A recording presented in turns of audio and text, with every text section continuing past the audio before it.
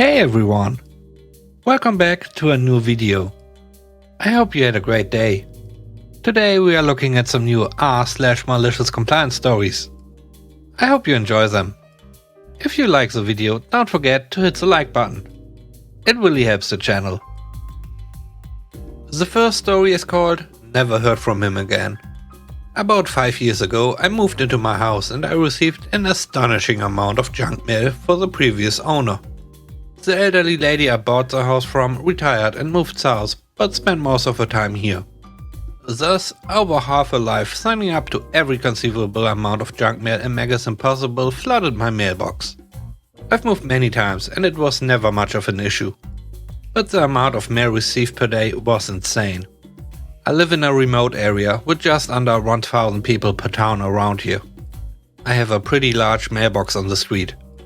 The thing is heavy-duty, thick steel. Plow trucks can throw ice and snow on it all day and it doesn't care. And it's 2 to 3 times the size of a standard mailbox.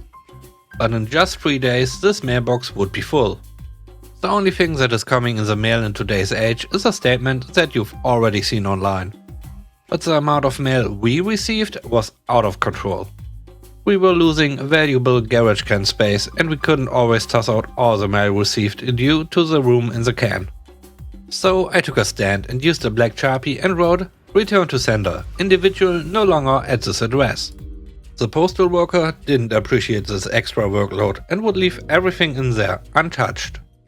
As a result, they never checked the mail for new outgoing mail. Anything addressed to us that actually live here would be left at the post office for us to pick up out of spite. The post office was intentionally being lazy and not following the rules. I only know this because I was angry enough to actually look up the regulations and procedures for this, which they weren't adhering to. Anyway, I called and complained to the postmaster. The postmaster said they would not remove the mail from the mailbox. I said, "Understood. It's a federal offense for me to tamper with someone else's mail. You refuse to take ownership. So I have no choice but to place a pile of mail each day on the ground by the mailbox." The postmaster said what I was hoping for. But it would blow all over the place and become litter, and you would be fined. I personally wouldn't be fined. It's not my mail. However, anyone that would inquire about the litter, I would explain your personal position on it despite the responsibilities noted on subsection A, paragraph B, stating how to handle this situation. How do you think that's going to go? Your call. The postmaster hung up on me. A couple of days later, after the mail piled up out there, the postal worker stopped. At first, they had one of those little hand claw grabber things, but it just wasn't cutting it due to the amount. Also, it rained the night before. Each time they would grab a bit of mail, they have to carry it over the lap, getting water all over it. They finally had enough and physically got out and shoveled every last bit of it into a plastic bin and heaved it into the Jeep. That was 5 years ago. To date, I have only received 2 or 3 items of mail that didn't belong to me. When I write "Return to sender", that mail is collected immediately. And I never heard a peep from the postmaster again. The next story is called "The Coworkers Did Not Comply." I used to work for a marketing company as a graphics designer. I'd been there for 5 years and a bit.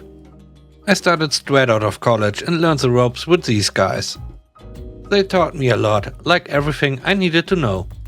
However, whenever the subject of money came up, my boss used to struggle to speak openly and honestly about it. They undervalued the staff and worked them to the bone. However, we were small and growing very quickly. We got some new work, some that I pulled in, and landed some pretty big contracts. I was earning a low salary for the job I was doing. I actually would have earned more working in a bar full time. And the clients we worked for were big players. I'd been on the same salary for most of my time at this company and we just hired 8 new members of staff in the space of a month. Suddenly, I became a senior member of staff because of the responsibilities I had to take on to manage these people. I was in the process of moving house at the time and I thought it would be a perfect way to start my new life. New job, new home with my partner. Exciting times. My boss and I had spoken openly about promoting me when we hired more staff. When I started, I was employee number 2. I sent them an email asking to have a chat about my salary and job role. They agreed it was the right time to talk about it, so we agreed a time to go for a coffee and went later that day. Brilliant! We got chatting and agreed on a figure that was equivalent to 25% extra on top of what I was already earning. I was obviously over the moon, paid the deposit for the house, a rental, and moved in a week later. Then I got paid. Less than what I was on before. It's worth mentioning that I was paid hourly up until this point and able to put overtime on my timesheet. This meant I was able to earn that basic salary I was talking about earlier, so a basic 40-hour week would probably have been minimum wage. This was including overtime, so you could imagine my excitement when I thought I was getting that plus £5,000 more and being able to do a normal working week. Anyway, due to some accounting, it meant I actually got less than I was on before because it was a calculation based on the amount of hours I was doing. This was not discussed at all, and I had signed a 40-hour contract. Basically, I kicked off and asked to have a chat right away. He shrugged me off and said there was nothing he could do, completely denying that he lied to my face, and so I quit on the spot. I returned a few days later to do a bit of my notice period and help out. Looking back, I should have never returned, but I wanted to get my things from the office and say goodbye to my colleagues. I nailed every piece of work I got given and offered to help out my colleagues all week. I then heard this rumor that there had been an email sent out requiring employees to agree not to hire me in the future for any work for the company, even though they knew I was going freelance as I had no other options at such short notice. I saw the email. It was written and sent to everyone but me, how humiliating for everyone. A few weeks later, I got a call from one of my colleagues. They explained that the boss had gone on holiday and there was a few weeks' work available for me. So I took it and doubled my freelance rates, effectively paying myself 8 times what I was being paid before by the same person. The boss went on holiday a lot, so I was doing 2-week stints every other month. I earned my annual salary in about 6 weeks. The best part about this was that one of the jobs I did won an award and got me loads of great press. The boss did not know it was me until the award shortlist was sent out and I was listed as creative lead on the project. Fortunately for me, I had been billing in advance, so I had already been paid for all the work I had done. Moral of the story: don't show your true colors to your entire workforce, expecting them to abide by your ridiculous rules. What do you think about the stories? Please let me know in the comment section below. And now, let's take a look at the last story for today's video. The last story is called His Boss Payroll Deducted His Checks for 2 years. My parents had this problem with a guy parking a tractor trailer on their land. He lives right across from one of their pecan groves. The grove has well-spaced trees, all in neat rows. The grass is mowed super short, the ground is really flat. It looks like an ideal place to pull your rig if you don't know better. The ground is so flat because they use mechanical harvesting. Bumps and groves can cause the machines to leave pecans laying on the ground. A 2-inch deep grove from a big truck like that can hold thousands of dollars of pecans and will until it is fixed. Oh, and you have to get them up by hand. It's a big deal when someone screws with your livelihood like that.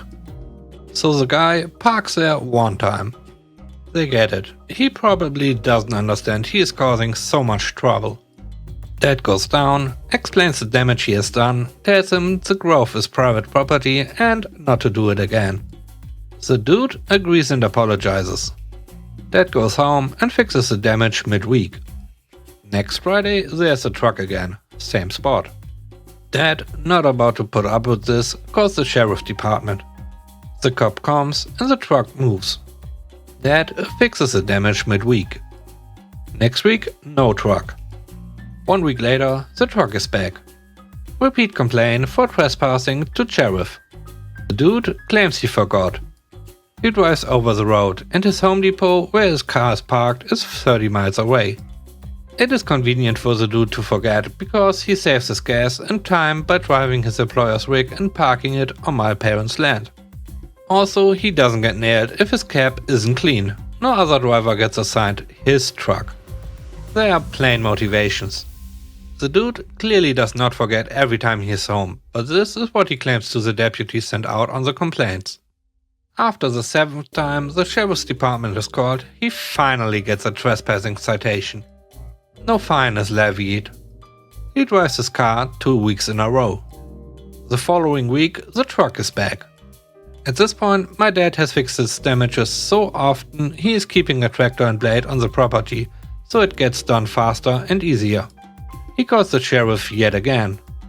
The sheriff himself comes out this time. The truck leaves and the sheriff comes to see my dad. He says the enforcement problem is that it's hard to explain to a court the harm when pictures hardly show any damage, and the dude always apologizes and moves the truck when deputies come. He says getting the dude for trespassing under those circumstances is going to be tough.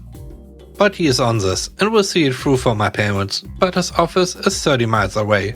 Not that many deputies to be out patrolling and so on. And then the sheriff, bless his little elected heart, says, but if there were something different, like a theft of service going on, cue malicious compliance. The next day signs go up on 80 trees in a row. Semi-parking, $500 per hour. Prepay. Violators will be towed. The dude doesn't pay the signs any mind. He does, however, pay the tow truck and deputy quite a bit of mind. He comes running and screaming, waving his arms as they are hooking him up. Well, before my dad called to have him towed, everything was documented, including having the sheriff himself drive by and take several pictures of the truck parked with the clearly visible signs. Everything is put on hold while the dude's employer, who owns the truck, drives out. After 3 hours, the boss gives up and writes a check for $7,800 to cover parking and tow truck fees.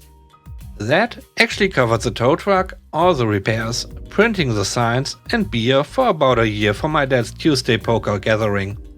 The dude, who still lives there, does not park in the Pecan Grove. His boss payroll deducted his checks for 2 years. Thanks for watching the video. I hope you enjoyed it. If you did, please leave a like. And if you want to see more videos, don't forget to subscribe. Have a great day and stay safe. Bye bye.